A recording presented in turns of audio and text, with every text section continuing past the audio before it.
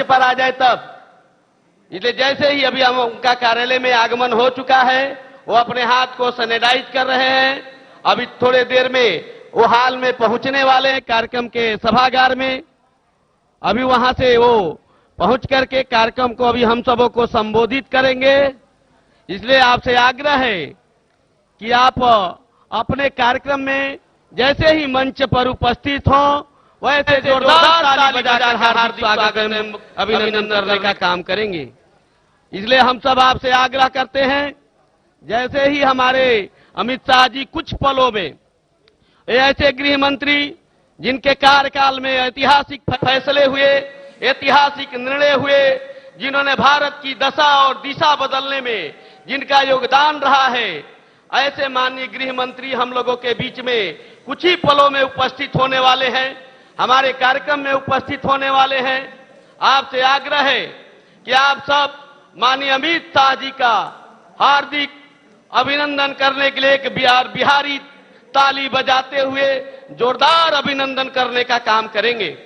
अब कुछ पलों में माननीय गृह मंत्री जी हम लोगों के बीच में उपस्थित होने वाले हैं।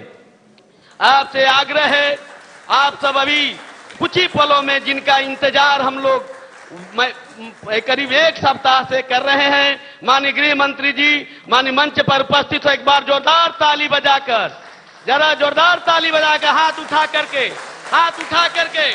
हर हर महादेव।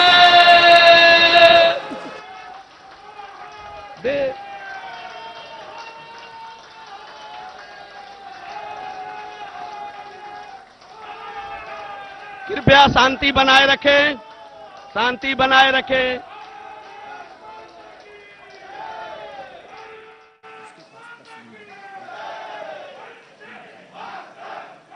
मनीष पांडे जी, हो गया।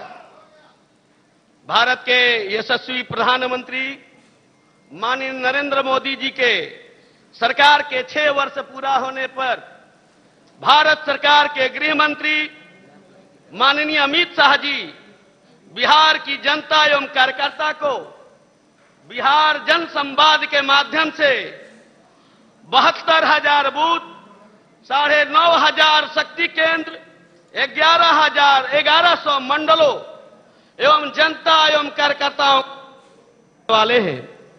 इसलिए माननीय गृह मंत्री जी का हम लोग हार्दिक स्वागत एवं अभिनंदन करते हैं।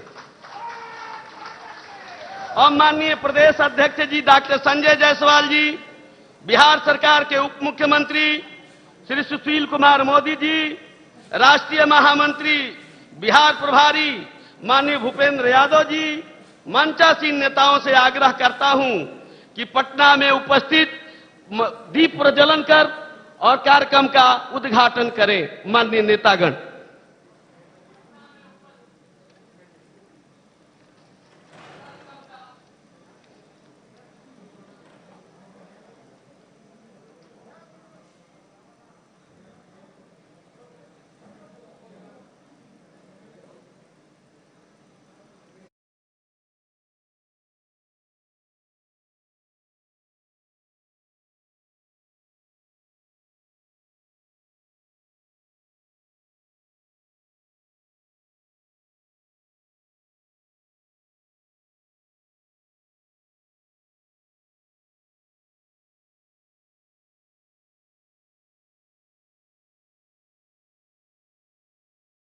पूर्व प्रधानमंत्री श्री अटल बिहारी वाजपेयी जी के नाम से है। आज इस कार्यक्रम के माध्यम से पूरे बिहार की जनता से माननीय गृह मंत्री जी हम सबों का मार्गदर्शन करेंगे और हम आग्रह करते हैं हमारे दिल्ली में उपस्थित वरिष्ठ मंत्री भारत सरकार के श्री रविशंकर प्रसाद जी से, जो माननीय गृह मंत्री जी का पटका दे करके स्वागत और अभिनंदन करने की कृपा करें। माननीय श्री रविशंकर प्रसाद जी।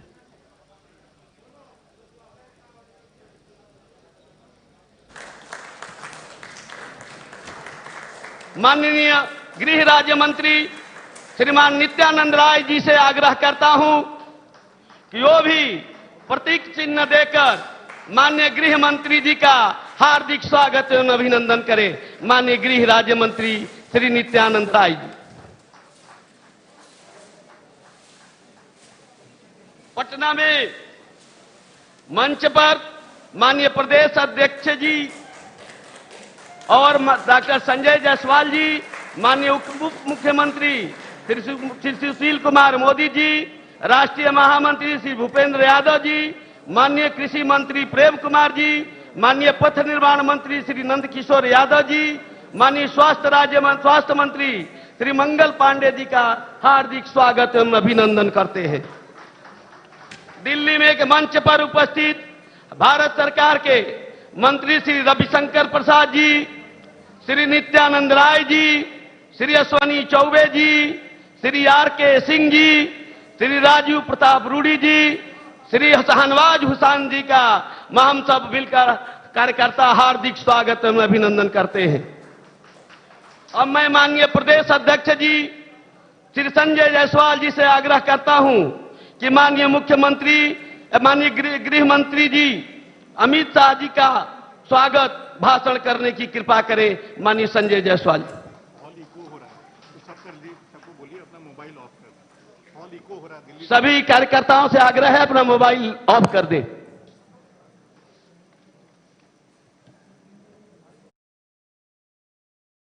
अपना मोबाइल को साउंड ऑन कर लिए हुए हैं, इसलिए उसको ऑफ कर लीजिए।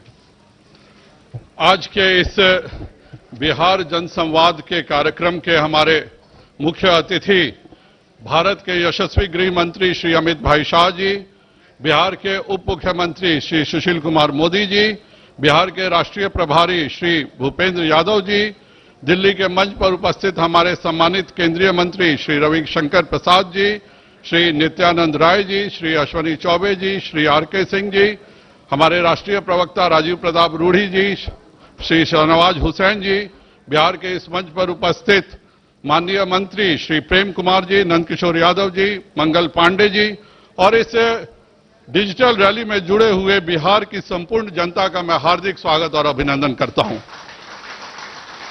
मंत्रालयों में आपदा की घड़ी मैंने बहुत देखी है और हमेशा सुनने को मिलता है कि मंत्रालय 24 घंटे किसी भी आपदा में काम करते हैं, लेकिन विश्व के इतिहास में पहली बार मैं यह घटना देखा हूं कि कोरोना के महामारी में गृह मंत्रालय ने न केवल माननीय गृह मंत्री श्री अमित भाई शाह जी बल्कि उनके दोनों राज्य मंत्रियों के साथ 2 महीने तक लगातार 24 घंटे वॉर रूम में बैठ करके जनता का जो ध्यान रखा उसके लिए मैं उनका हार्दिक अभिनंदन करता हूं और धन्यवाद देता हूं भारत की जनता की तरफ से।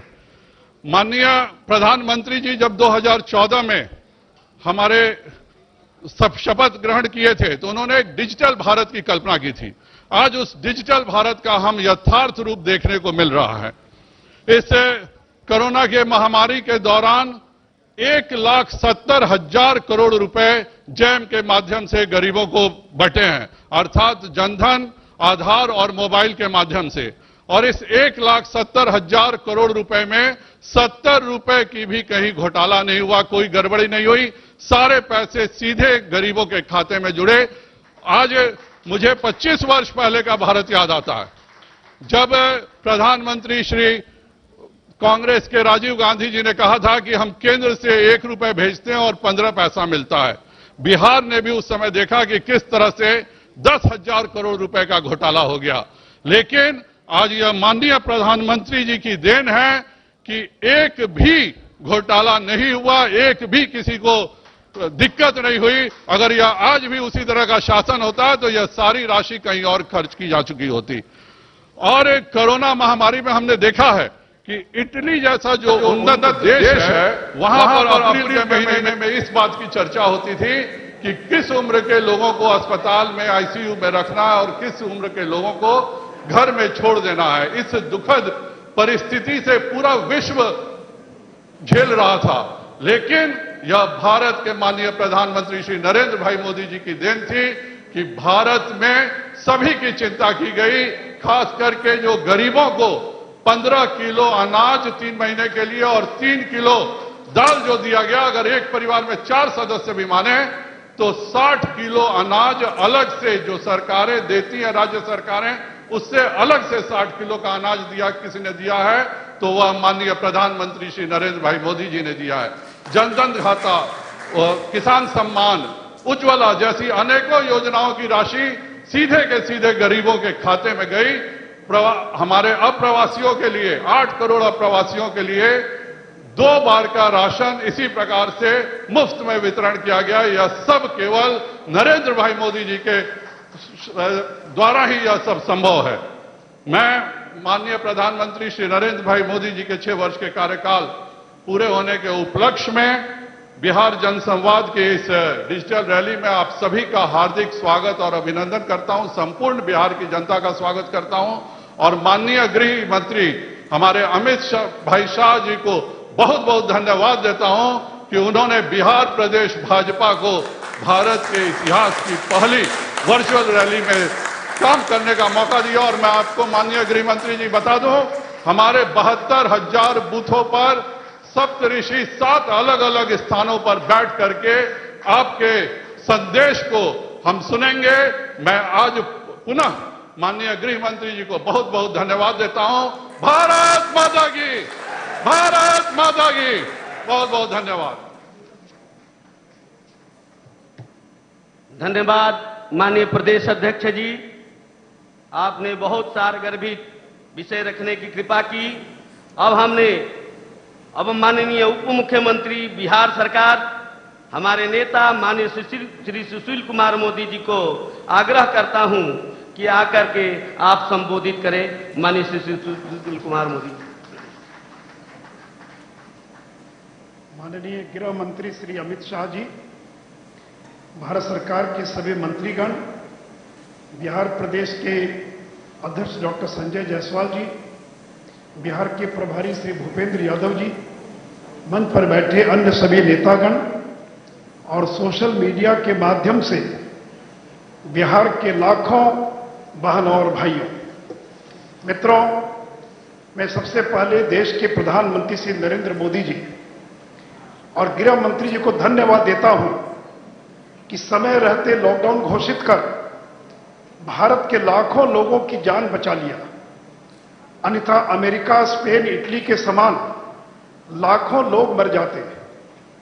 मित्रों, विपक्ष कह रहा कि गरीबों की थाली खाली है, लेकिन मित्रों मैं बताना चाहूंगा यह नरेंद्र मोदी की सरकार है जो अगर अमेरिका सहित 50 देशों के लोगों की जान बचाने के लिए मुफ्त क्लोरोक्विन की करोड़ों गोलियां पहुंचाना जानती है, तो बिहार के 8 करोड़ 76 लाख लोगों तक मुफ्त 15 किलो चावल और 3 किलो अरहर दाल पहुंचाना भी जानती है, जिसकी कीमत 6,000 करोड़ रुपया है। मित्रों, 85 लाख गरीब महिलाओं को 3 मुफ्त गैस सिलेंडर खरीदने के उनके खाते में 630 करोड़ रुपया भी पहुंचाना जानती है। मित्रों, बिहार सरकार ने भी 1 करोड़ 62 लाख परिवारों के खाते में अलग से 1-1 हजार रुपया भिजवाने का काम किया है। मित्रों, नरेंद्र मोदी यदि चीन से आंख मिलाकर बात करना जानते हैं, तो बिहार के 2 करोड़ 33 लाख गरीब महिलाओं के बैंक खाते में 1,500 रुपया, कुल 3,545 करोड़ रुपया पहुंचाना भी जानते हैं। मित्रों, हमारे लाखों श्रमिक भाई जो अन्य राज्यों में फंसे थे, उन्हें घर तक पहुंचाना बहुत बड़ी चुनौती थी। विपक्ष 300 ट्रेन और 3,000 बसों के इंतजाम करने का नाटक कर रहा था, परंतु नरेंद्र मोदी की सरकार, जिसने 1,500 से ज्यादा श्रमिक स्पेशल ट्रेन चलवाकर 21 लाख मजदूरों को मुफ्त उनके घर भिजवाने का काम किया है। मित्रों, कोटा के बच्चों को ट्रेन किराया देने से जब राजस्थान की कांग्रेस सरकार ने इनकार कर दिया, तो बिहार सरकार ने 1 करोड़ रुपए जमा कराकर 17 स्पेशल ट्रेनों से 18,000 से ज्यादा कोटा के हमारे बच्चों को उनके घर तक पहुंचाने का काम किया है। मित्रों, यह नरेंद्र मोदी की सरकार है जिसने बिहार के 86 लाख 40 हजार श्रमिक या जिनके पास राशन कार्ड नहीं है, उनके लिए भी 10 किलो चावल और 1 किलो चना भिजवाने का काम किया है।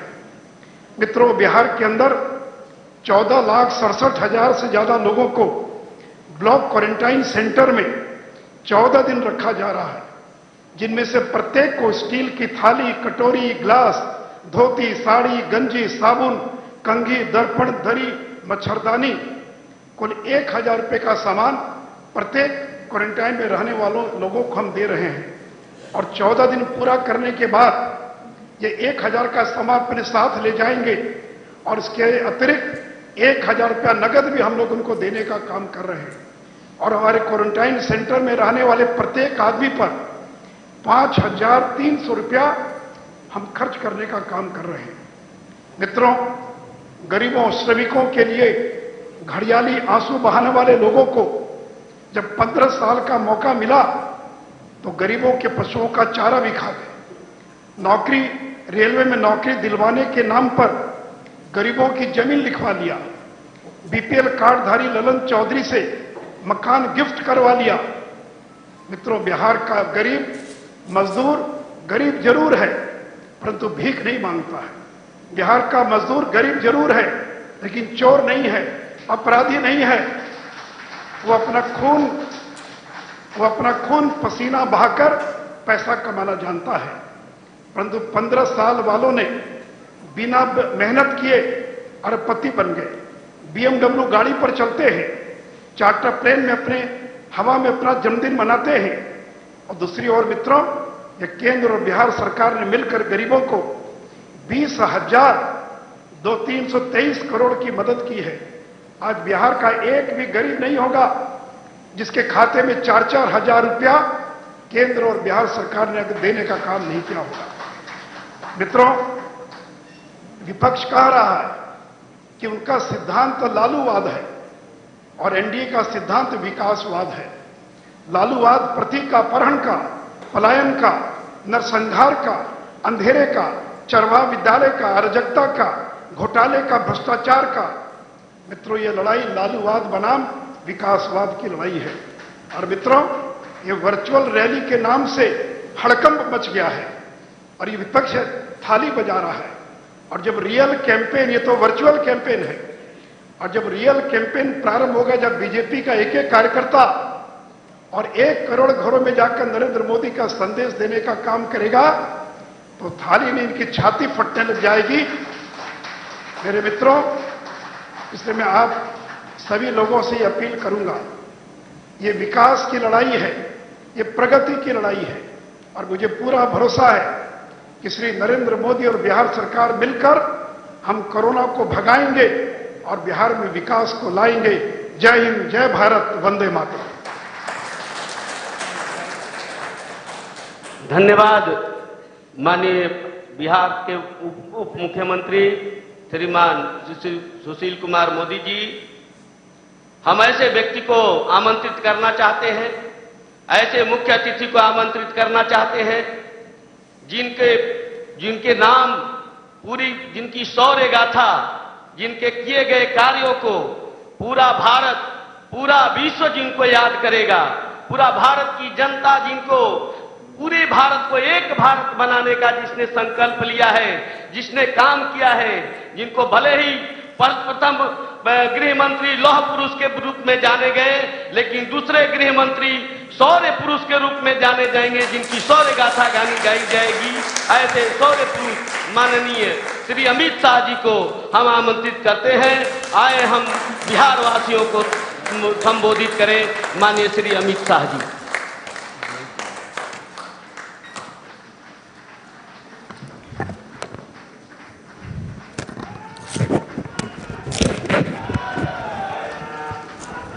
अमित शाह जी जिंदाबाद, अमित शाह जी जिंदाबाद, अमित शाह जी जिंदाबाद, अमित शाह जी जिंदाबाद। मंच पर उपस्थित बिहार प्रदेश अध्यक्ष श्रीमान संजय जायसवाल जी, बिहार के उप मुख्यमंत्री श्रीमान सुशील मोदी जी, बिहार के प्रभारी और राष्ट्रीय महामंत्री भाई भूपेंद्र यादव जी, नंद किशोर यादव जी, मंगल पांडे जी, श्री प्रेम कुमार जी, हमारे संगठन मंत्री श्री नागेंद्र जी, श्री शिवनारायण जी, यहाँ पर मेरे साथ उपस्थित केंद्रीय मंत्रिमंडल में मेरे साथी सांसद श्री रविशंकर जी, नित्यानंद राय जी, अश्विनी चौबे जी, आर.के. सिंह जी, शहनवाज हुसैन जी, राजीव प्रताप रूडी जी, और आज भारत के राजनीति के इतिहास में पहली वर्चुअल रैली के अंदर उपस्थित बिहार के सभी प्यारे कार्यकर्ता भाइयों और बहनों, आप सभी का मैं भारतीय जनता पार्टी की ओर से स्वागत करता हूं। सबसे पहले कोरोना की महामारी के अंदर जिन लोगों ने देश और विश्व में अपनी जान गंवाई है, वो सभी के परिवारजनों के प्रति मैं संवेदना व्यक्त करता हूं और ईश्वर को प्रार्थना करता हूं कि जिनकी जान गई है वो सभी को अपने शरण में ले और चिर शांति उनको प्रदान करें। जो लोग बीमारी से लड़ रहे हैं और कोरोना के खिलाफ जंग लड़ रहे हैं, वो सभी को मैं बहुत बहुत शुभकामनाएं देना चाहता हूं। आप जल्दी जंग लड़कर वापिस आइए और आत्मनिर्भर भारत की लड़ाई के अंदर जुड़कर विश्व के अंदर भारत को प्रस्थापित करने का प्रयास करिए। और वो करोड़ों कोरोना वॉरियर को भी मैं सलाम करना चाहता हूं कि जिनके परिश्रम के कारण, जिनके बलिदान के कारण, जो अपनी जान जोखिम में डालकर सेवा का व्रत हाथ में लिए हुए हैं, वो हजारों स्वास्थ्यकर्मी, लाखों पुलिसकर्मी और जो अपनी अपनी जगह पर सेवा का भेख लेकर कोरोना की लड़ाई लड़ रहे हैं, वो सभी को मैं मन से सलाम कर कर उनके समर्पण और सेवा को एक्नॉलेज करना चाहता हूं। मित्रों, मैं बिहार की जनता का भी बहुत बहुत धन्यवाद करना चाहता हूं, क्योंकि यही बिहार की जनता है जिसने 2014 में भी मोदी जी के नेतृत्व में एनडीए को जनादेश लिया और 2019 में भी मोदी जी के नेतृत्व में एनडीए को जनादेश देकर दूसरी बार पूर्ण बहुमत की भारतीय जनता पार्टी की सरकार बनाई। ये बिहार की ही भूमि है जहां सबसे पहले लोकतंत्र का अनुभव दुनिया को हुआ, जहां महान मगध साम्राज्य का नींव डाला गया, जिसने अफगानिस्तान से लेकर लंका तक एक अखंड भारत की कल्पना को साकार किया।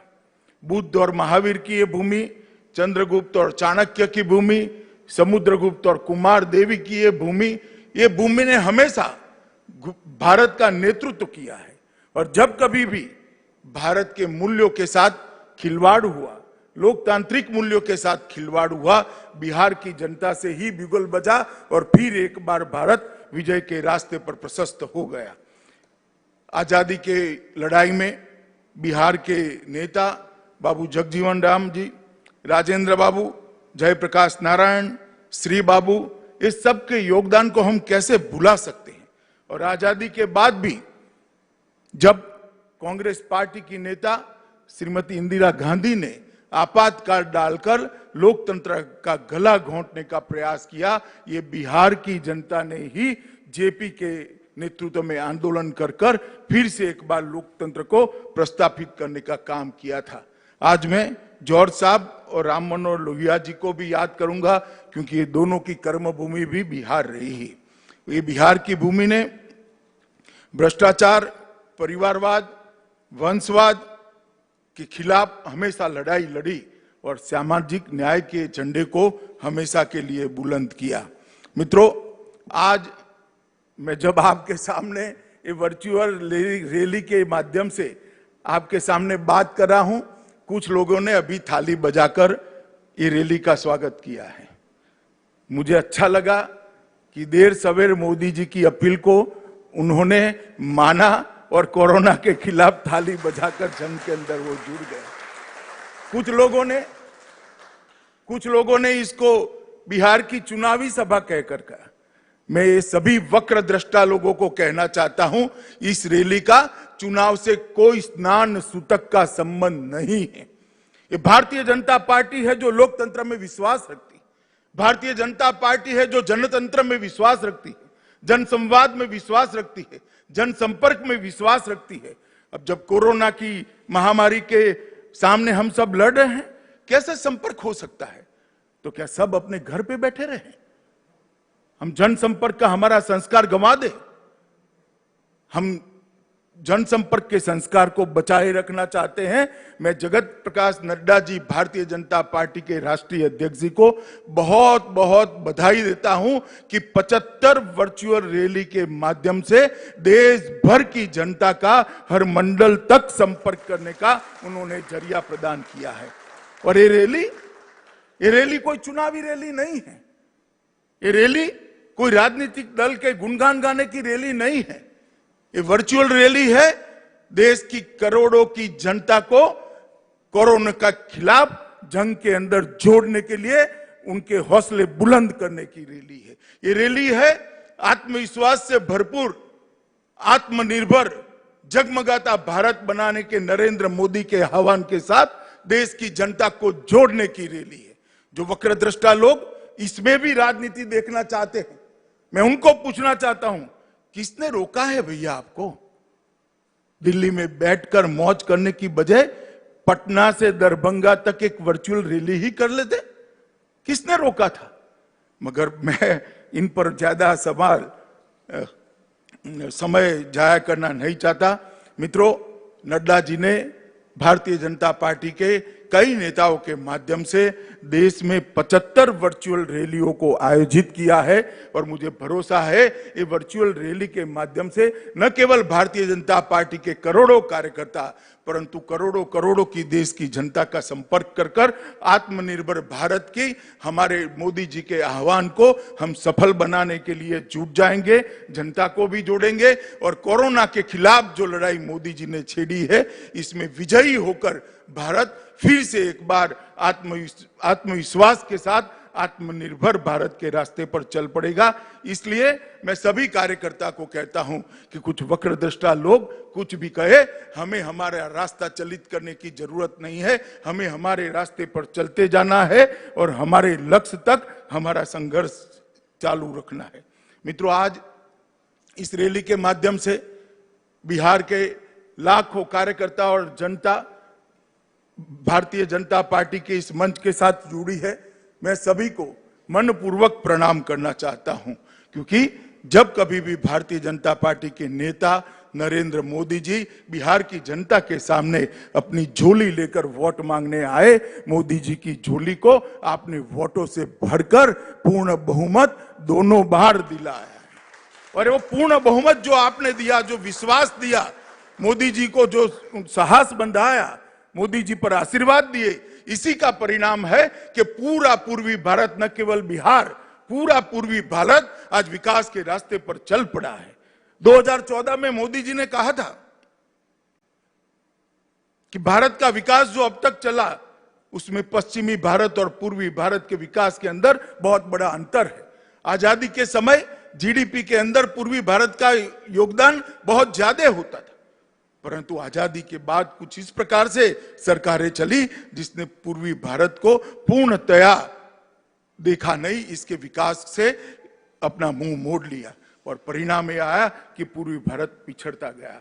मोदी जी ने ये 6 साल के अंदर करोड़ों गरीबों के जीवन में प्रकाश लाने का एक प्रयास किया है। इसका सबसे बड़ा फायदा अगर हुआ है तो मेरे पूर्वी भारत के लोगों को हुआ है, पूर्वांचल के लोगों को हुआ है, बिहार के लोगों को हुआ है, बंगाल, उड़ीसा और उत्तर पूर्व के लोगों को हुआ है। मित्रों, जब मोदी जी ने पहली बार संसद के अंदर कहा कि मेरी सरकार गरीबों के लिए काम करेगी, मेरी सरकार दलितों के लिए काम करेगी, मेरी सरकार आदिवासियों के लिए काम करेगी, मेरी सरकार पिछड़ों के लिए काम करेगी, तब कुछ लोगों ने इंदिरा गांधी को कोट कर कर कहा था कि इंदिरा जी भी गरीबी हटाओ की बात करती थी, इंदिरा जी चली गई, गरीबी वहीं की वहीं रह गई। मगर उनको मालूम नहीं था ये भारतीय जनता पार्टी का नेता नरेंद्र मोदी के बोले हुए वचन है, वो जो बोलते हैं वो करते हैं। और आज देखते देखते आयुष्मान भारत के तहत देश के 50 करोड़ लोगों को 5 लाख तक की सारी स्वास्थ्य सुविधाएं फ्री ऑफ कॉस्ट देने का काम नरेंद्र मोदी जी ने कर 50 करोड़ लोगों के जीवन में एक उजास भरने का काम किया है, उजाला भरने का काम किया है। आज 50 करोड़ लोग, चाहे छोटा बच्चा बीमार पड़ जाए, बूढ़ी मां बीमार पड़ जाए, बूढ़े पिताजी बीमार पड़ जाए, उसको चिंता नहीं है कहीं से लोन लेंगे साहूकार के, वहां से कुछ पैसा जमीन गिरो कर ले आएंगे, अपना मकान गिरो कर ले आएंगे, वो जरूरत ही नहीं है। 1 करोड़ लाभार्थी ने अब तक अपना operation free of cost Modi ji की आयुष्मान भारत योजना के तहत कराकर अपने जीवन को नई दिशा देने का काम किया है। उज्ज्वला योजना के तहत 8 करोड़ से ज्यादा माताएं बहनें आज घर के अंदर चूल्हा के धुआं नहीं सहन करती हैं। कोई बुरी आदत न होने के बावजूद 400 सिगरेट जैसा जितना धुआं हमेशा उनके फेफड़े के अंदर चला जाता था और अकाल ही वो अपने आयुष्य को समाप्त करती थी। मोदी जी ने 8 करोड़ गरीब माताओं के घर में गैस का सिलेंडर भेजकर उनके घरों को धुएं से मुक्त करने का काम किया है। हमारे बिजली मंत्री यहां बैठे हैं। 2.5 करोड़ लोगों को 2.5 ही साल के अंदर सौभाग्य योजना के तहत बिजली पहुंचाने का काम किया। 60 साल की आजादी के बाद 20,000 गांव ऐसे थे जहां पर बिजली नहीं पहुंची थी और 2.5 करोड़ घर ऐसे थे जिनके घर में उजाला नहीं था, अंधेरा था, लालटेन जलानी पड़ती थी। अब लालटेन का जमाना गया है, एलईडी बल्ब का जमाना आया है। 2.5 करोड़ गरीबों के घर में आज एलईडी बल्ब जगमगा रहा है, उनके जीवन को भी जगमगा रहा है। कई माताएं बहनें बच्चियां घर में शौचालय न होने के कारण अपने आप को शर्मसार महसूस करती। 10 करोड़ घरों के अंदर शौचालय भेजकर मोदी जी ने न केवल शर्म को दूर करने का काम किया है, उनको सम्मान दिलाने का काम किया है, उनके आत्मविश्वास को बढ़ाने का काम किया है और उनके अच्छे स्वास्थ्य की भी चिंता की है। प्रधानमंत्री आवास योजना के तहत हमने लक्ष्य रखा है, जब भारत आजादी की 75वीं सालगिरह मनाएगा, इस देश में कोई भी व्यक्ति ऐसी नहीं होगी जिसके पास घर नहीं होगा। हमने 2.5 करोड़ लोगों को घर देने का काम पहली ही टर्म के अंदर 14 से 19 के बीच में समाप्त कर दिया है। और मोदी जी ने सबसे बड़ा काम किया है मित्रों, भारत का सम्मान दुनिया के अंदर आसमान तक बढ़ाने का काम नरेंद्र मोदी जी ने किया। एक जमाना था कि हमारी सरहदों से कोई भी घुस जाता था, हमारी सीमाओं के साथ छेड़खानी करता था, हमारे जवानों के सर काट कर ले जाते थे और दिल्ली के दरबार में उफ तक नहीं की जाती थी। हमारे समय में भी उरी हुआ, पुलवामा हुआ, मगर ये नरेंद्र मोदी सरकार थी, भारतीय जनता पार्टी की सरकार थी। कुछ ही दिनों में सर्जिकल स्ट्राइक और एयर स्ट्राइक कर घस में घुसकर दंडित करने का काम भारतीय जनता पार्टी की नरेंद्र मोदी सरकार ने किया। और इसके साथ ही भारत की रक्षा नीति को वैश्विक स्वीकृति मिली। पूरा दुनिया ये मानने लगा कि अमेरिका और इजराइल के बाद अगर कोई देश अपनी सीमाओं की रक्षा करने के लिए सक्षम है तो उसमें तीसरा नाम हमारे महान भारत का जोड़ने का काम किया। और नरेंद्र मोदी जी ने सबका साथ सबका विकास के साथ हमारी सीमाओं को भी सुरक्षित किया और कई ऐसे काम किए जिसके माध्यम से दुनिया में देश को सम्मान मिला। आपने दोबारा जनादेश दिया, फिर से मोदी सरकार बनी, ज्यादा सीटों से बनी, ज्यादा बहुमत के साथ बनी, एनडीए के साथियों को भी सीट ज्यादा मिली और एक 19 से नई पारी की शुरुआत हुई। मित्रों, कई ऐसे मसले थे जिसको 70 साल से कोई छूने की हिम्मत नहीं करता था। वो मसले देश की एकता, अखंडितता और देश की सुरक्षा के साथ जुड़े हुए थे। नरेंद्र मोदी जी ने 5 अगस्त को धारा 370 और 35 को समाप्त कर कश्मीर को हमेशा के लिए भारत के साथ जोड़ने का काम किया। और भारत का बच्चा मित्रों, भारत का बच्चा इस बात पर गर्व कर रहा है कि 3 पीढ़ियों से कहते थे जहां हुए बलिदान मुखर्जी वो कश्मीर हमारा है, वो महज नारा नहीं था, आज कश्मीर हमारा हो चुका है। वो बात को मोदी जी ने सबको ट्रिपल तलाक एक ऐसा मसला था, करोड़ों मुस्लिम माताएं और बहनें अपने आप को अपमानित महसूस करती थी, उनको उनका अधिकार नहीं मिलता था।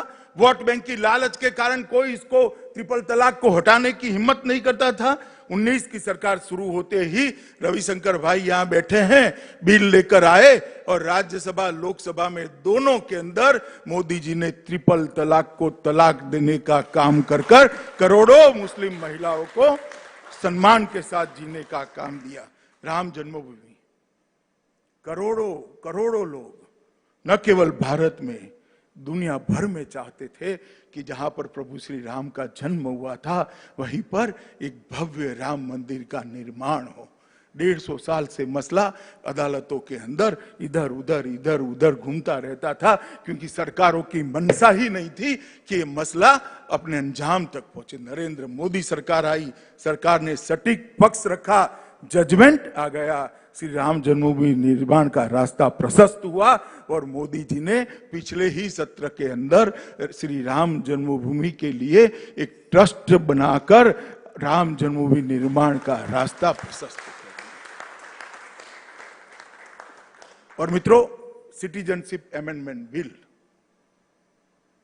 जब से विभाजन हुआ, कई लोग अपना सम्मान, अपना धर्म, अपना परिवार बचाने के लिए इस देश के अंदर शरण ली, मगर उनको कोई पूछता नहीं था।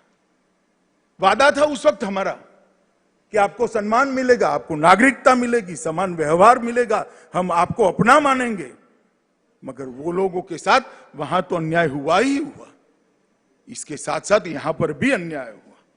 और सिटीजनशिप अमेंडमेंट एक्ट लेकर आए मोदी जी और देश के अंदर करोड़ों जो हमारे शरणार्थी भाई थे उनको नागरिकता देकर उनके सम्मान की चिंता करने का काम भारतीय जनता पार्टी की सरकार ने किया।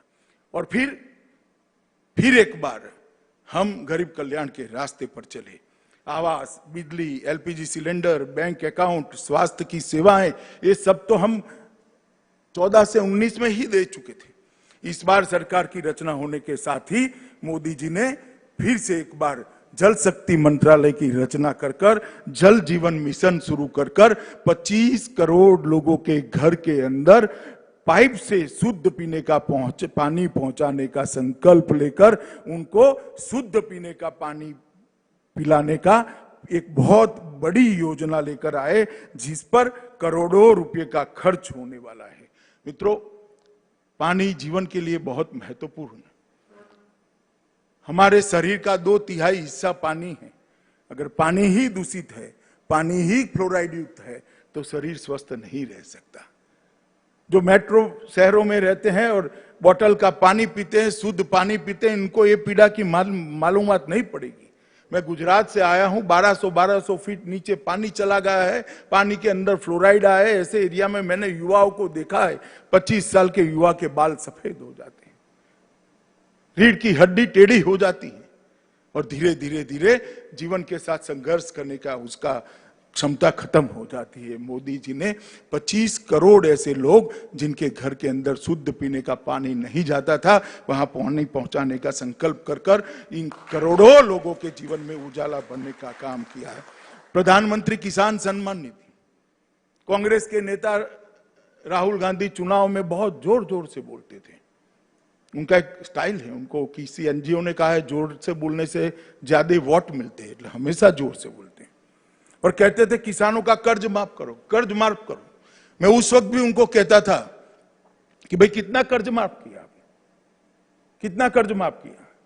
तो 10 साल उनकी सरकार रही, 3 करोड़ किसानों के उन्होंने 60,000 करोड़ रुपया कर्ज माफ किया। दावा है, कितना हुआ मेरे पास हिसाब किताब नहीं है, मैं इसमें जाना, उनको सच मान लेते हैं कि 3.5 करोड़ लोगों का 60,000 करोड़ रुपए का कर्ज माफ हुआ।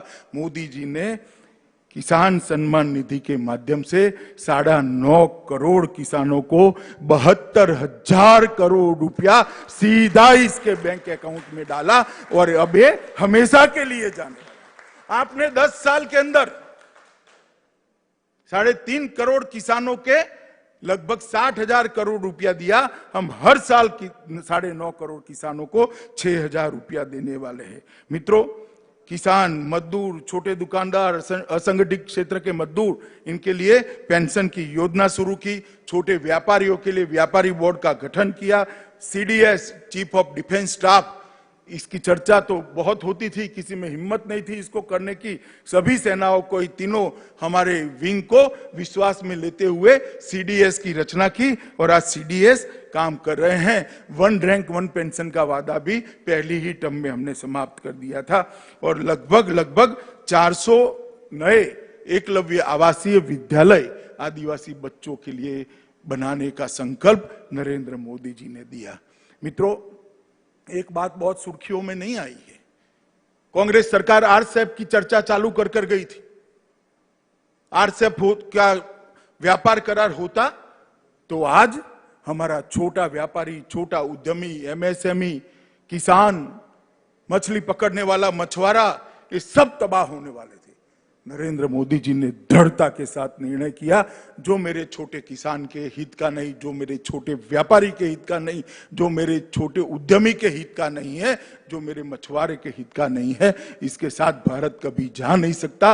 और हमने आरसेप से अपने आप को अलग कर भारत के सम्मान को फिर से एक बार दुनिया के पटल पर रखने का काम किया और आरसेप समझौते से बाहर निकले। मित्रों, अभी ढेर सारा विपक्ष कोरोना के काल के अंदर, अभी मैंने टीवी पर देखा, थाली बजा रहे थे मोदी जी की अपील पर। मैं सबको कहना चाहता हूं कि आप नुक्स निकालते हैं। कोई यहां से स्वीडन का इंटरव्यू लेता है, कोई यहां से किसी का इंटरव्यू लेता है, कोई अमेरिका में इंटरव्यू लेता है, मगर मोदी जी ने पूरे भारत को जोड़कर एक मजबूत लड़ाई, वैश्विक महामारी के खिलाफ लड़ने का नेतृत्व प्रदान किया। मित्रों, मैंने लाल बहादुर शास्त्री जी के बाद कोई भी ऐसा नेता नहीं देखा है जिसकी अपील पर पूरा देश एकजुट होकर आ जाए। जनता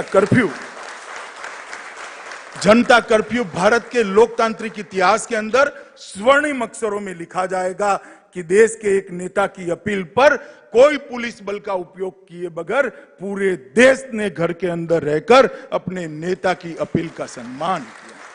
चाहे उन्होंने थाली और घंटी बजाने का कहा, चाहे दिया जलाने का कहा, चाहे सेना के जवानों ने आकाश के अंदर उड़कर सभी कोरोना वॉरियर का सम्मान करने के लिए आसमान से पुष्प बरसाने की बात करी।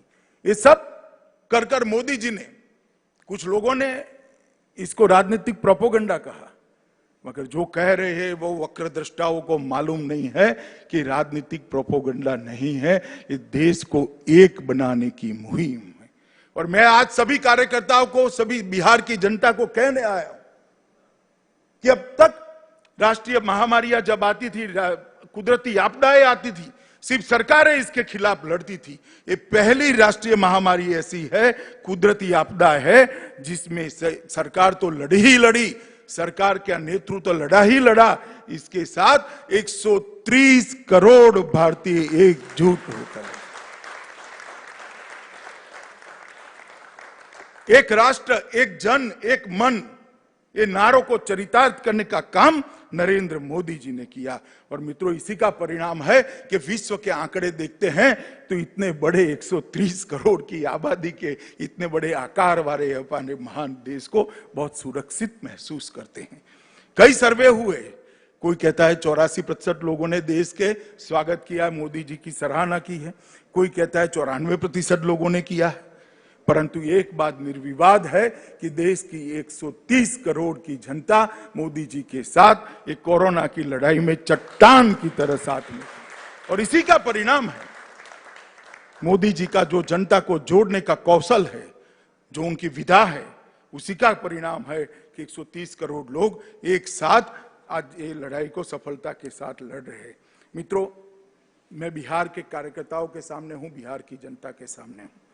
मुझे मालूम है कि बहुत सारे लोगों ने बिहार के जनता को गुमराह करने के लिए बहुत सारा किया है, परंतु मैं इतना ही कहना चाहता हूं कि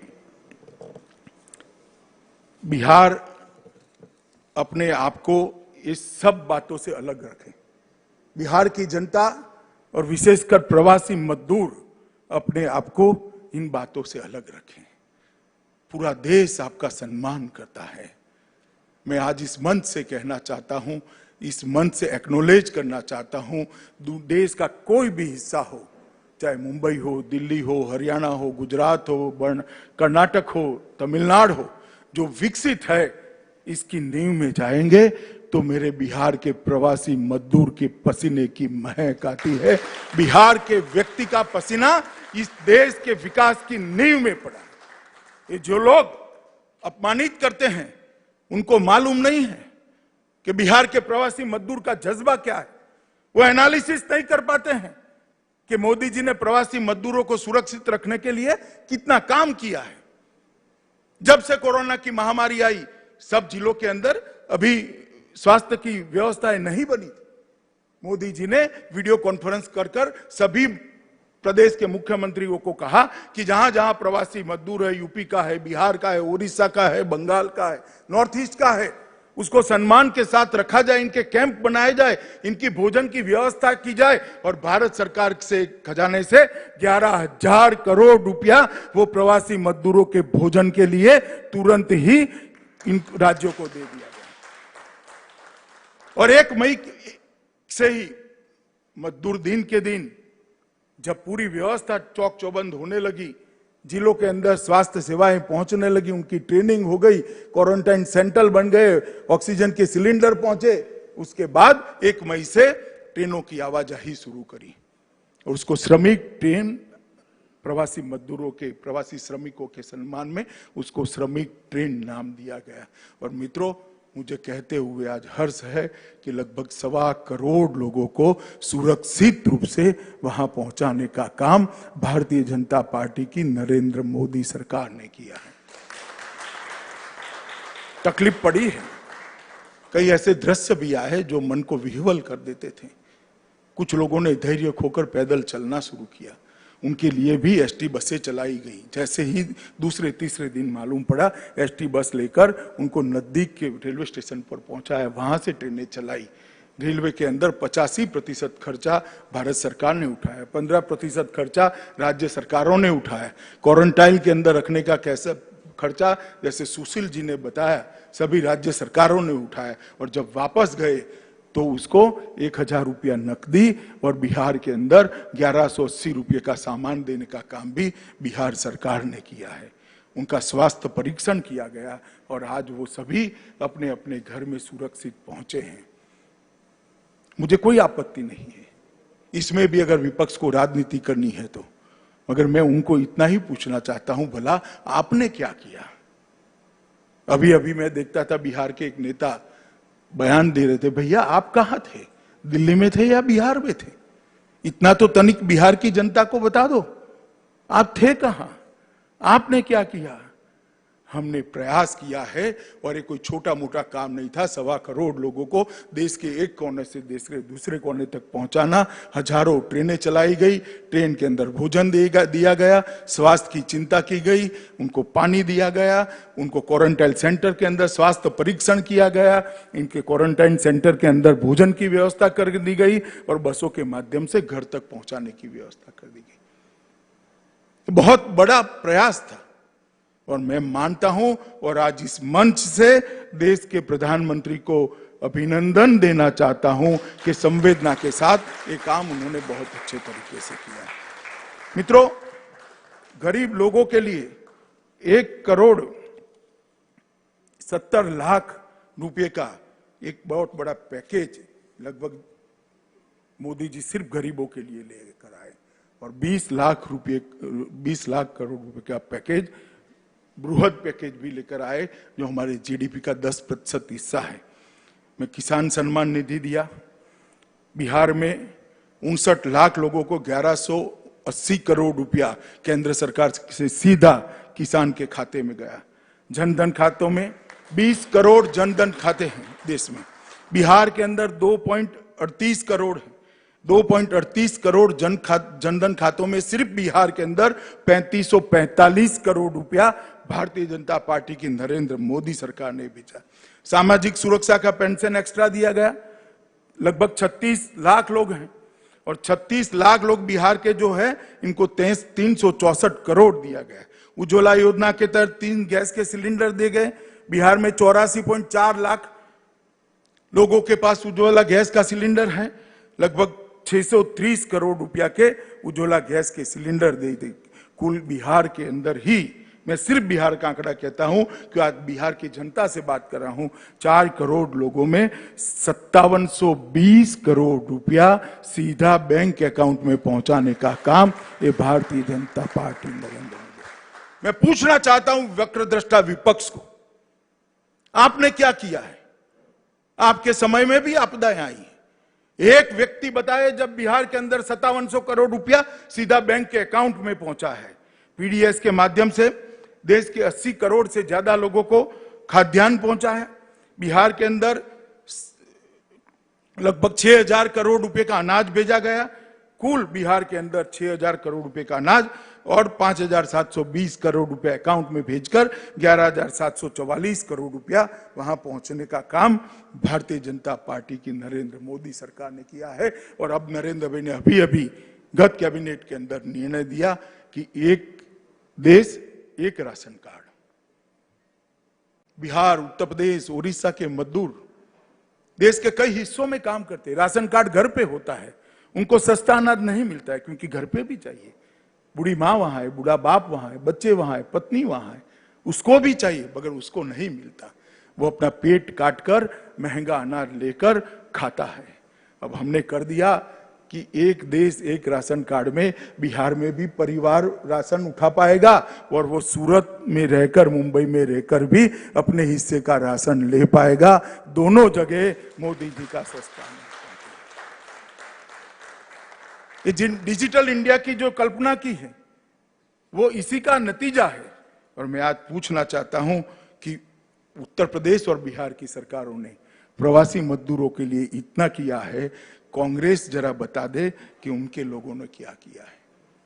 मित्रों, कोरोना के खिलाफ हम लड़ाई लड़े, लोगों को जोड़ा, उनको सावध किया, स्वास्थ्य की सुविधाएं भी बढ़ाई और मोदी जी ने जनता का हौसला भी बढ़ाया। इसके साथ साथ हमने व्यवस्थाएं भी करी है। पक्षा पक्षी से दूर रहकर किसी भी पार्टी की सरकार हो, मोदी जी ने 5 बार जनसंवाद किया है, मुख्यमंत्रियों के साथ चर्चा की है, इनके सुझाव लिए हैं और एक सुग्रथित नीति बनाकर समय समय पर नीतियों में परिवर्तन करते हुए आज ये पूरी लड़ाई इस मुकाम पर हम लेकर आए हैं।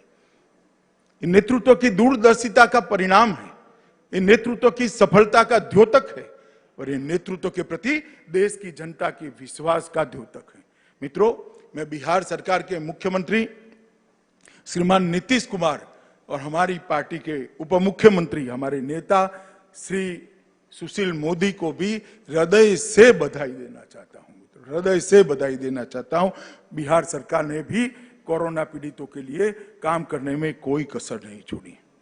मित्रों, लगभग लाभार्थी 21 लाख लाभार्थी के खाते में 210 करोड़ रुपया भेजा। राशन कार्ड धारकों के खाते में 1141 करोड़ भेजा। सामाजिक सुरक्षा पेंशनर के खाते में 1070 करोड़ भेजा। राज्य के बाहर से फंसे निवासी के खाते में 203 करोड़ भेजा।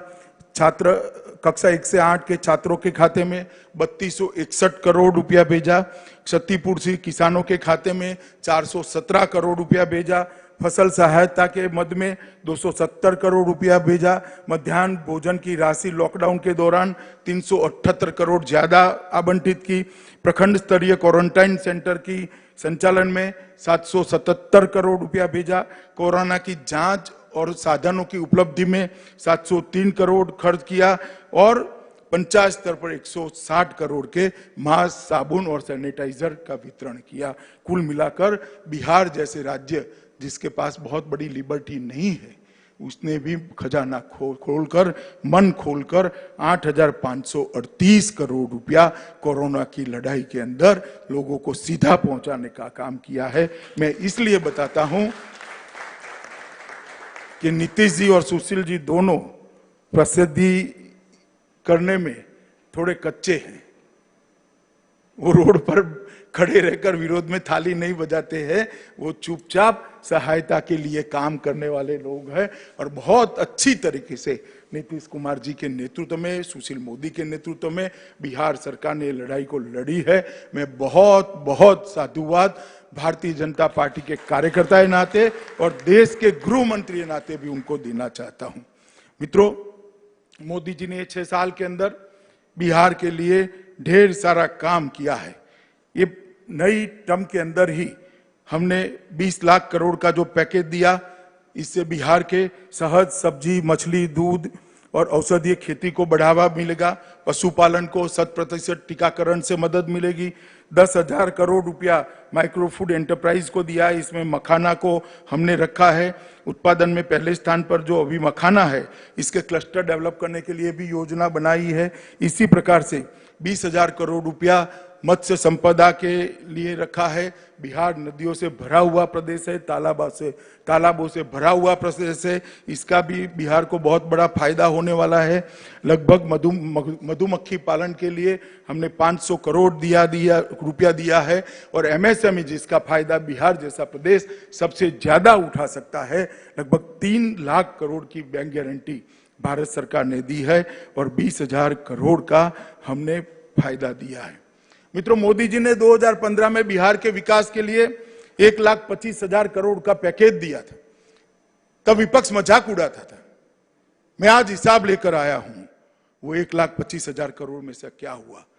महामार्ग निर्माण के 54,000 करोड़, ग्रामीण सड़क के 14,000 करोड़, रेलवे के 9,000 करोड़, हवाई अड्डों के सुधार के लिए 2,700 करोड़, पर्यटन के लिए 600 करोड़, कौशल विकास के लिए 1,525 करोड़, पेट्रोलियम और गैस के लिए 21,000 करोड़, बिजली के लिए 16,000 करोड़, शिक्षा के लिए 1,000 करोड़ और स्वास्थ्य के लिए 600 करोड़, डिजिटल बिहार के लिए और 450 करोड़ का खर्च हम समाप्त कर चुके हैं और काम जमीन पर दिख रहा है।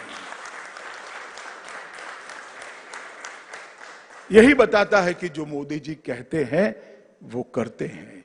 और मोदी जी ने जो कहा था, सबका साथ, सबका विकास और सबका विश्वास, इस सूत्र को इस 1.25 लाख करोड़ के पैकेज से चरितार्थ करने का काम किया। बैरोनी रिफाइनरी की क्षमता बढ़ाई गई, लगभग 14,000 करोड़। बैरोनी स्थित फर्टिलाइजर के अंदर 7,083 करोड़ रुपए का पुनर्निर्माण का खर्चा किया। बैरोनी के अंदर प्रोपिलीन यूनिट की स्थापना की, नए 1,200 करोड़ लगाए। बैरोनी रिफाइनरी में BS6 फ्यूल को कार्यान्वित करने के लिए और 1,500 करोड़ लगाए। 670 किलोमीटर लंबी जगदीशपुर हल्दिया पाइपलाइन परियोजना को 2,300 करोड़ रुपए के माध्यम से शुरू किया गया। पारादीप हल्दिया दुर्गापुर LGP पाइपलाइन का विस्तार शुरू किया, इसके लिए 1,800 करोड़ आवंटित किए। NHAI ने 48 योजना में 54,700 करोड़ रुपया आवंटित किया। प्रमुख नदियों गंगा, सोन, कोसी के सेतुओं का निर्माण चालू है, कई जगह पूर्ण होगा। दक्षिण बिहार को उत्तर बिहार से जोड़ने वाला मोकामा से सिमरिया का पुल, 8 किलोमीटर लंबा पुल, इसके लिए 1,161 करोड़ रुपया देकर काम प्रारंभ हो गया है। पटना गंगा नदी में दूसरा सेतु बनाने का काम शुरू हो गया है। भारत नेपाल सीमा पर एक समांतर रोड बनाने का काम लगभग 1,655 करोड़ रुपए से चालू हो गया है। प्रधानमंत्री ग्रामीण सड़क योजना के तहत 22,500 किलोमीटर की सड़क 13,000 करोड़ रुपए से चालू हो गई है। बोध गया में IIM की स्थापना कर दी गई है। पूसा स्थित कृषि विश्वविद्यालय केंद्रों को केंद्रीय विश्वविद्यालय बना दिया गया है। कृषि के लिए लगभग बांबू और पशु सीमेंट केंद्र का 130 करोड़ का सेंटर बनाया गया है। एयरपोर्ट में 1,200 करोड़ की लागत से पटना एयरपोर्ट का विस्तार हो रहा है। दरभंगा में 100 करोड़ की राशि से नया एयरपोर्ट तैयार हो रहा है। स्वास्थ्य में दरभंगा में एम्स बनाने की हमने शुरुआत की है। पटना, भागलपुर, दरभंगा, मुजफ्फरपुर और गया मेडिकल कॉलेज को अपडेट करने के लिए 600 करोड़ रुपया खर्च किया गया है। नमामि गंगे के तहत 5,000 करोड़ रुपया के खर्च से पटना के अंदर सीवेज ट्रीटमेंट प्लांट की शुरुआत कर दी गई है और 9,000 करोड़ रुपया रेलवे में लगभग 700 किलोमीटर की लाइन के लिए खर्च किया गया है। और यही बताता है कि 1,25,000 करोड़ रुपए का हमारा जो पैकेज था उसको हमने वास्तविकता में बदलने का काम किया है मित्रों। और एनडीए की सरकार जो नीतीश जी के नेतृत्व में, सुशील जी के नेतृत्व में चलती है, मैं आज वो वक्रदृष्टा लोगों को, परिवारवादी लोगों को कहना चाहता हूं, जरा अपना चेहरा आईने में देख लीजिए। जब आपकी सरकार थी 90 से 2005 तक, तब 3.19% आपका विकास दर था। नीतीश जी के नेतृत्व में 11.3% तक पहुंचाने का काम एनडीए की सरकार ने। बजट का आकार अब 23,800 करोड़ छोड़कर गए थे। सुशील जी वित्त मंत्री है, 2,11,761 करोड़ तक बजट को पहुंचाने का काम ये भारतीय जनता पार्टी और एनडीए की सरकार ने किया है। प्रति व्यक्ति आय 0.12% थी, जिसको 4.8% विकास दर के रेफरेंस में किया। कृषि विकास दर 2.35% छोड़कर गए थे, आज 8.5% पर हम ले गए हैं। बिजली की उपलब्धता 22% लोगों के पास थी, आज बिजली की उपलब्धता 100% लोगों के पास की है। 34% पक्की सड़कें थी, आज 96% सड़कों को पक्का कर दिया है। गृह कृषि विकास दर 3.9% छोड़कर गए थे, आज 12.2% तक हमने पहुंचा है। पूंजीगत व्यय 3340 करोड़ तक सीमित था, आज 21,058 करोड़ रुपया पूंजीगत व्यय करने का काम एनडीए की सरकार ने किया है। और राजकोषीय घाटा 6.2% आप कर गए थे, हमने उसको काबू में लेते हुए 2.7% पर लिया है। औद्योगिक विकास दर नेगेटिव था, औद्योगिक विकास दर को हम 17% तक लेकर आए। और मैं सभी को कहना चाहता हूं, हम लालटेन युग से एलईडी युग तक आए हैं। लूट एंड ऑर्डर से लॉ एंड ऑर्डर तक की यात्रा हमने काटी है। लाठी राज से कानून राज तक आए हैं, जंगल राज से जनता राज तक पहुंचे हैं, बाहुबल से विकास बल तक पहुंचे हैं, और चाला घोटाले से डीबीटी तक की यात्रा नरेंद्र मोदी जी ने सफलतापूर्वक काटी है। और लालू जी की पार्टी को मैं कहना चाहता हूं कि जिस प्रकार से हमने विकास का एक नया मार्ग प्रशस्त किया है, इसके लिए आपके पास कोई आंकड़े हो तो जरूर बताइएगा। मित्रों, बिहार के अंदर, देश के अंदर मोदी जी के नेतृत्व में, भारतीय जनता पार्टी के नेतृत्व में एनडीए ने भ्रष्टाचार, तुष्टीकरण और परिवारवाद को समाप्त कर रख दिया है। जातिवादी राजनीति को हमने हमेशा के लिए पूरा करने का काम ये भारतीय जनता पार्टी की सरकार ने किया है। मित्रों, भाजपा की शक्ति संगठन है। मैं भाजपा के सभी कार्यकर्ताओं को कहना चाहता हूं, मोदी जी का आह्वान है, जब तक कोरोना के खिलाफ लड़ाई चल रही है, सेवा ही हमारा संगठन है। ये मंत्र के साथ हर कोरोना पीड़ित के साथ हम लगे, इसकी सेवा में लगे, जागरूकता बनाएं और जन जन को ये लड़ाई के साथ जोड़ने का काम करें। मित्रों, आने वाले दिनों में बिहार में चुनाव है। मुझे भरोसा है कि श्री नीतीश कुमार के नेतृत्व में 2/3 बहुमत के साथ एनडीए की सरकार बनेगी। परंतु अभी समय राजनीति करने का नहीं है। हम सब मोदी जी के नेतृत्व में कोरोना के खिलाफ जंग के अंदर लग जाए, जंग में जुड़े और आत्मविश्वास से जगमगाता आत्मनिर्भर भारत बनाने की हमारा जो मोदी जी का आह्वान है, वो आह्वान को सफल करने के लिए तन मन धन से अनेक महीनों तक काम करने का हम संकल्प ले। यही आप सबसे अभ्यर्थना है। आप सभी को भी पहली वर्चुअल रैली के अंदर शामिल होने की बहुत बहुत बधाई और आप सबको भी बहुत बहुत शुभकामनाएं। धन्यवाद।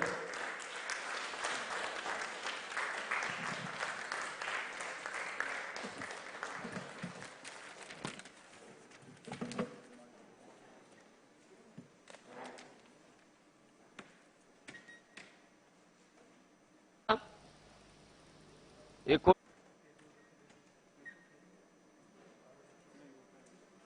आत्मनिर्भर बिहार बने, इसके लिए संकल्प दिलाने के लिए मैं सभी अपने यहाँ उपस्थित सभी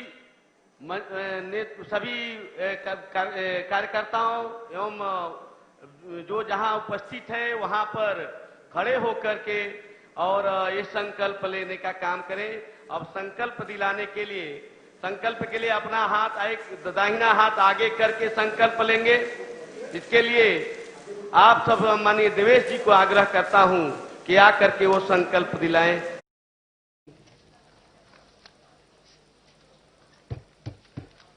मैं बोलते जाऊंगा, आप मेरे पीछे दोहराते जाएंगे। मैं माननीय प्रधानमंत्री जी के आह्वान पर आत्मनिर्भर भारत की लक्ष्य प्राप्ति हेतु संकल्प लेता हूं कि मैं भारत के संविधान द्वारा निर्देशित नागरिक कर्तव्यों का पालन करूंगा। मैं राष्ट्रीय एकता की भावना, लोकतंत्र के मूल्यों, समतामूलक समाज के निर्माण, सर्वधर्म संभाव व मूल्य आधारित राजनीति को समाज में प्रोत्साहित करूंगा। मैं देश के स्थानीय उत्पादों के निर्माण को प्रोत्साहन देने के लिए मिशन के रूप में कार्य करूंगा। यथासंभव लोकल उत्पादों को ही खरीदूंगा। मैं कोविड की महामारी से लड़ने के लिए सामाजिक जागरूकता, स्वास्थ्य एवं स्वच्छता के अभियान को आगे बढ़ाऊंगा। भारत माता की, भारत माता की। अब मैं धन्यवाद देने के लिए भारतीय जनता पार्टी के प्रदेश महामंत्री, पूर्व सांसद श्रीमान जनक चमार जी को आग्रह करता हूं कि आकर के धन्यवाद देने का कष्ट करें। माननीय जनक चमार जी। भारत सरकार के यशस्वी गृह मंत्री आदरणीय अमित शाह जी, बिहार भाजपा के प्रदेश अध्यक्ष आदरणीय डॉक्टर संजय जायसवाल जी, बिहार सरकार के उप मुख्यमंत्री आदरणीय सुशील मोदी जी, राष्ट्रीय महामंत्री सह बिहार प्रदेश के प्रभारी आदरणीय भूपेंद्र यादव जी और भारत सरकार के सभी दिल्ली मंच पर उपस्थित केंद्रीय आदरणीय मंत्रीगण, पटना के अटल सभागार में सभी उपस्थित मंत्रीगण को धन्यवाद करता हूं। गृह मंत्री आदरणीय अमित शाह जी ने इस संकट काल में हम बिहार वासियों को संबोधित करने के लिए हेतु आभार प्रकट करता हूं तथा मीडिया जगत और बिहार की जनता एवं कार्यकर्ताओं को भी हृदय से धन्यवाद करता हूं, जो लाखों की संख्या में जुड़कर इस कार्यक्रम में भाग लिए हैं। आप सभी को बहुत बहुत धन्यवाद। बोलो भारत माता की। अब मैं कार्यक्रम समापन की घोषणा करता हूं।